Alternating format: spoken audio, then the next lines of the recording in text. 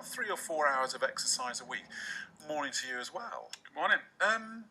And Josh, that's your message. It's interesting that Hugh Fearnley-Whittingstall brings up Lycra and stuff. I don't know. We are saying that this programme is a Lycra-free zone, and that any exercise we're encouraging people to do, you don't need to wear Lycra because frankly, it's one of the things that puts people off.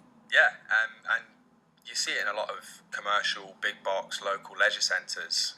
Lots of intimidating-looking people, lots of mirrors, lots of endless rows of cardiovascular machines, and that puts a lot of people off from going to these gyms. And that includes weight sections as well, where people just don't want to go to those places. That's why, I like to stress the importance that you don't need to go and train at these big box leisure centres. You can do this by yourself, or you can go down more of a personal route in lots of private facilities which are popping up and down the country, where you're getting that in-between ground between the leisure centre membership, and it's not a full-blown sort of personal training one-to-one program. You're finding that middle ground where it's very personal, it makes it more affordable, and your results are guaranteed with those kinds of places as well. Michael, it's taken you sort of 2 years or so to live. I mean, £110 is a lot. That's a person, isn't it? I mean, ultimately. Yeah, pretty much, yeah. What prompted you to start? And by the way, I like Lycra, so there's nothing wrong in wearing Lycra in the gym. Yeah, easy target. Yeah, I think there's lots of things that prompted it. I was just saying before, when the music was on, that for me, I used to sleep with the Gaviscon above my bed because I just used to have constant heartburn all the time. And I used to have like 4 or 5 takeaways a week, and it's really a whole life-changing experience that makes you think I need to do something about this, because if I don't, I'm going to die early, or I'm not going to get to see my kids grow up. I've got 2 young children, and also we're role models. I was listening on the radio the other day, and they was talking about children and obesity and kids and stuff, and actually a lot what me and my wife are doing with our diet, we're now doing it with the kids, and they've actually they've lost a lot of weight as well. Stuff that we've learned from Josh and we've learned from the gym. It's about changing your whole culture, and and it's made a big difference, not just to me, but I mean the kids have both lost a stone each, and the wife. Really? Yeah, they have. How old are the kids? Megan is 8. I thought I get this right. The missus won't be happy. And then Annalise is 10, I think. So. And is that so? Their eating habits were informed by you. So if you're having 4 or 5 absolutely. takeaways a week, then they're having 4 or 5 takeaways. That's a week. right. Yeah, and also I think as parents we always want to give to our kids because we love our children, and when they're screaming at us and stuff, you just want to just give to them and just keep them quiet, whatever it might be.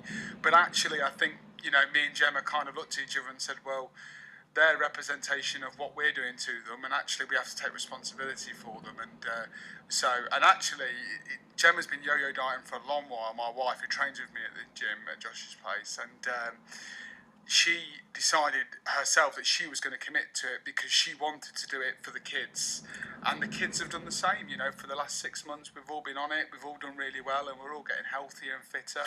Now, Henrietta, who did our Food Friday today, she's a nutritionist, and up until just like a couple of months ago was an international athlete, and it's interesting going and talking to her about what we should and shouldn't be eating, and it's a little bit more subtle than it used to be. Must be low fat, then it used to be must be low sugar, and it's about much more of a mix, and we're going to touch on that in the coming weeks or so. But we were talking yesterday, and I think it's Brazil, and somebody will correct me on this, and please do, but they dumped the traffic light system as a sort of a national project, and they've worked on this idea that to simplify things, if you cook your own food from scratch and eat it together, that it sort of fulfills all of those health messages, because it's reduced processing food. It tends to mean that you eat less because you've cooked it somehow. That has a sort of an emotional effect, and if you're eating it together, it's good for family life and all. It's about a well-being thing, and it sounds to me that you've done something similar. Yeah, and Josh will give you more scientific reasoning than I would, but for me, it's about calorie deficit. You're just eating too much, and then you reduce what you're eating and you move more. Then it's amazing how quickly things change. I mean, I was, when I probably first started, I was probably eating maybe 3,000-4,000 calories a day. You drop it down to 2.5. You train, you do weight training, and then suddenly you can see your weight drop. But what tends to happen, I think this is where a lot of people get stuck, is as your weight comes down, your body gets used to living on that amount of calories, so then you have to drop your calories again. And that, the advantage of working with Josh is I've got that constant coach there saying to me, right, we need to drop it a bit now. What have you done this week? And tracking the macros. And the traffic light system, all that, it is a load of rubbish. It doesn't matter where it's carbs, fat. Yeah, there is some truth into protein for your muscles, absolutely. You know, carbs will help you put on muscles and stuff like that. But to me, it is about calories. And you just got to look at where you are. And we do the same thing with the kids. We make sure we keep them under a certain amount of calories. They don't feel like they're missing out. They still get to eat the cucumber sticks and stuff they enjoy. It's just removing the dense calories like chocolate, you know, away from the diet. Well, I'm going to admit something now, and there's probably a bad parenting. I persuaded my youngest that cherry tomatoes are sweets, and he still thinks they're sweets. And we still get through buckets of them, and he says, can I have some cherry tomato? Literally, he would rather have that than a packet of sweets. He'd rather have that than chocolate. And I'm like, oh yeah, winning at parenting, but actually it involved just basically lying to him. Mind control. But actually, you know, it's that thing, is that, should we have a treat? Let's have a packet of crisps, or should we have a treat? Let's have these lovely sweet cherry tomatoes. And I'm kind of on the principle, we'll do that. Yeah, definitely. And I know that sounds a bit righteous. I don't mean it to be. It's just what I did. It cost me a fortune in cherry tomatoes, if I'm honest.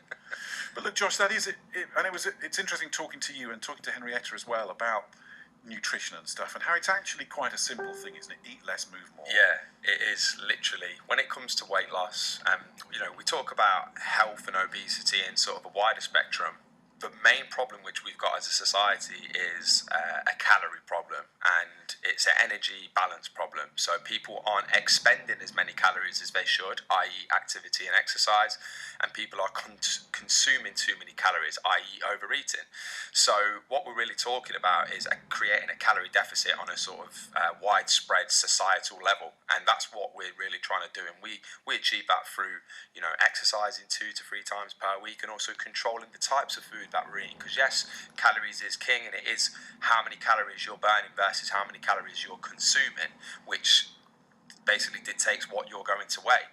But there are things that you can do, such as eating more protein at regular intervals, eating more vegetables with every meal, which will then help you feel fuller for longer and then stop you from overeating on those other foods. So we're really trying to promote people eating protein at regular intervals. I mean, it's interesting, again, talking to we must get you and Henrietta to have a chat, and I hope she comes on board with the wellbeing thing. But it was interesting talking to her yesterday, and she said, look, fill your plate up with veg, and whatever space is left, you've got a little space for a bit of carb, and a little space for some protein, and it'll be about right there. Yeah, I wouldn't be too far away from that in what I would recommend. A lot of our clients and community members are coming to us for body composition results, which means basically they want to tone up.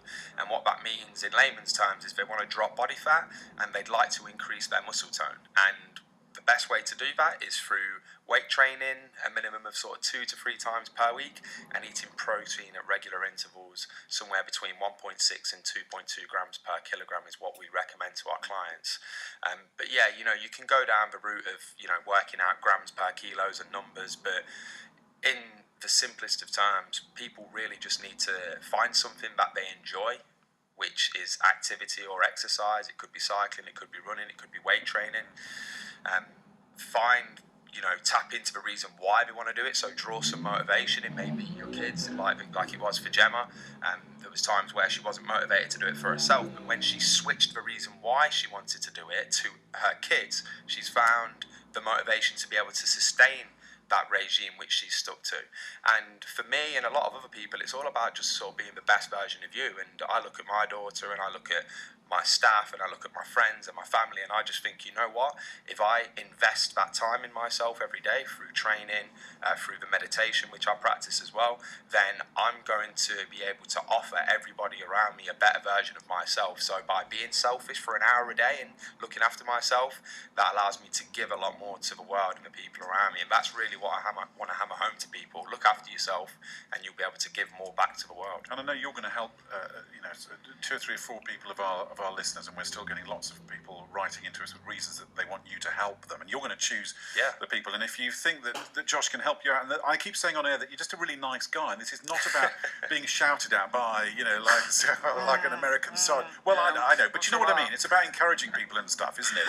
And then we'd love you to get in touch with my producer, and we'll pass all those things. Just email her at sophie.cook, that's cook without an E on the end, sophie.cook@bbc.co.uk. I think you keep a cupboard with really inspirational exceptional people that you wheel out. Because Gwen earlier on in the week said, he's like, I don't know who it'll be next week, but you've just got some amazing people. And Michael, it's great to meet you. And thanks for coming in and sharing that story with us. Yeah, you're welcome. Thank you. Thank you for your time, mate.